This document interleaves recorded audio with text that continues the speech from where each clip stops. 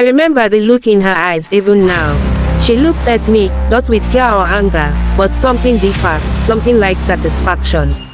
It still haunts me. Her name was Amina. She'd been picked up a few nights before, no family to call, no one even asking about her.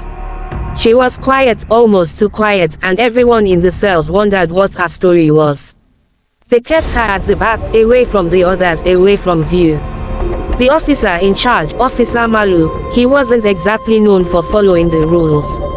He'd go around late at night, telling everyone to stay quiet, turning off lights, and sometimes you'd hear strange sounds from the far end of the cells.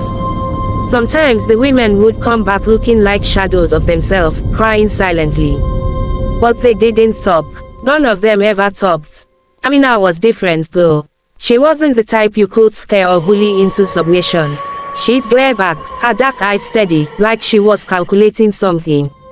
I saw him pull her aside one night, out of view, and I knew what was about to happen. The darkness swallowed them, but I could still hear muffled sounds, like struggle, like whispered threats. Then, silence. But it didn't end the way it usually did. A few minutes later, there was a sound. It was wet, like something heavy hitting the floor. Then a scrapping, like dragging. And then, out of nowhere, she appeared back in the cell block. Only, she wasn't alone, she was holding his keys. Her clothes were torn, her face was bruised, but she moved with purpose, calmly unlocking each cell, one by one. I don't know what she did to him, I don't think I want to know. But as she walked, she whispered, "Tonight we're free."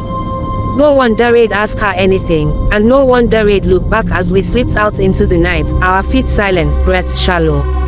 The next day, they found Officer Malu's body, broken and twisted, like he'd been left there as a warning.